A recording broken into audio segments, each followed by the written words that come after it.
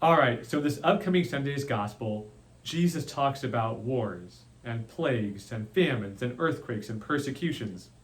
And you might be thinking, well, that's not very heartwarming. But in fact, it's beautiful.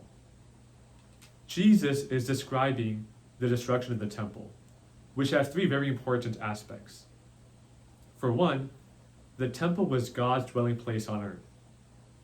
But now we are God's dwelling place because God dwells in us, who are the temple of God. Secondly, the temple was the place where sacrifice was offered. But now we are meant to offer ourselves in sacrifice. Which is why at Mass, after the offertory, the priest says, "Pray, brethren, that my sacrifice and yours may be acceptable to God the Almighty Father."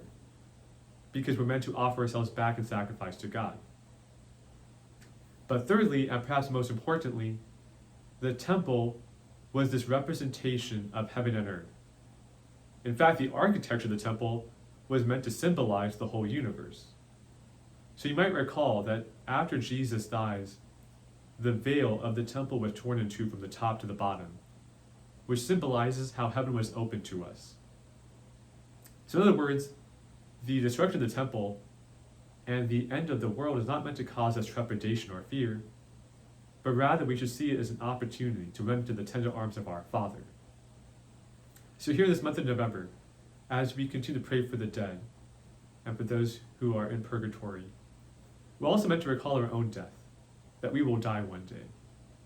And a good way to prepare for death is to prepare right before you go to bed by making an examination of conscience, by first thanking the Father for the blessings of that day, and then turning to Jesus, saying, "Jesus, here are the sins I want to bring before you, so I can be healed and be prepared for the moment when you come again, and so that I can live as this temple of the Holy Spirit." Because ultimately when we do that, we'll remember that Adam got us kicked out of the earthly paradise on earth, but Jesus has come to bring us back into the new paradise.